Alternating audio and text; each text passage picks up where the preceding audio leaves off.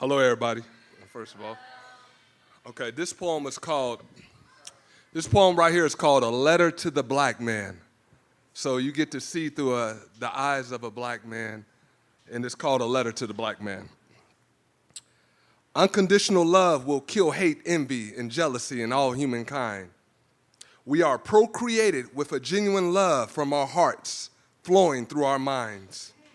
We can, as human beings, bring peace and change in a world that is filled with greed, envy, and lies, confused and frustrated with stress, with nowhere for the black man to run or hide. So many traps for the black man. He has been manipulated and used as an object for his work, pleasure, also circumcised for his mind. By every nationality who has benefited from his labor associated with his pain, leaving the black man destitute and confused about his language, culture, life, and name. All stolen from him, leaving the black man naked and ashamed, including the work known as the Tuskegee experiment done on the black man's health and brain. As a zombie we live, but the results remain the same. We are dead inside with no guidance or anything to call our own. Not even the black woman wants to deal with this situation because she has no way to help the black man get back his throne. She has lost respect, hope, trust, and faith in his vision as a black man, in keeping her safe throughout her life and fulfilling the Lord's plan. The black man has lost his directions of God's will in what he was and supposed to be. Enslaved under pressure, crumbling to a system not built for the black man's freedom or his rights to be. Being a black man in America, fighting against all obstacles, wanting to be mentally free. We are unchained physically, but mentally, we still hang from a tree. What do we do to separate the pain from what we believe and see? Through God is how we get our blessings and feed our children by giving them something spiritual to eat. We must also keep our adolescents away from sins, drugs, and guns.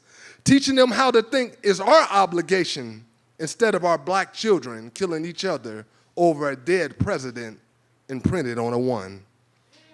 We as black men have become the number one enemy feeding internally on ourselves through self-hatred, self-destruction, eating from the forbidden fruit of jealousy, greed, envy, anger, and lies. These are all the attributes of the devil. This is the real reason why we die. Because we look at life and emulate bad examples in what others want us to be. We measure our faith in money and spend it on material things that will not make us free. We have lost sight of reality and control of our lives, drowning in a mental pool of fire, burning in our souls, living a lie. Fighting for liberation, justice, peace, and equality will always be on our minds. We have been programmed to serve the needs of others and have neglected our own purpose in our lives. Through social media and television, showing our children the wrong way how to live and survive.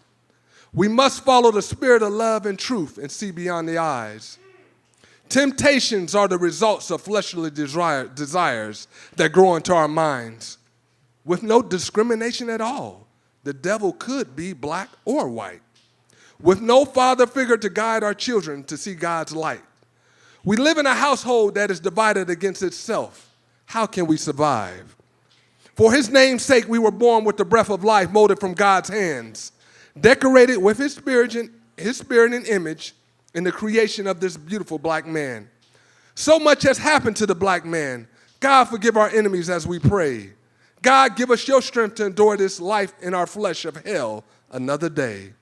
We are encaged in our own human flesh behind the walls of darkness with nowhere to escape. We must create peace through our spirit in God who gives us his mercy and grace. Where there are no friends in this world but God's words and love keeping us sane and alive. How can we ever tell what love is when we kill off our own black kind? We must look around and realize what we have done to each other in these insidious times. For money, fame, and material things that give off a false shine. We have been looking for love in all the wrong places, searching high and low in our minds. For the right words to satisfy our ego, intimidated by what we see. The mirror is a reflection of the pain and the resentment of what we were to be. We have been trained to love others through their money who have enslaved us for themselves, stealing our heritage, our wealth, our land, our gold, our diamonds, our oil, inventions, and even our damn recipes. Then selling them back to us for a profit with taxes to provide for their families and communities. A message to the black man, how we think is how we live. A message to the black man, what we give is what we receive. A message to the black man, how you die is how you will be remembered.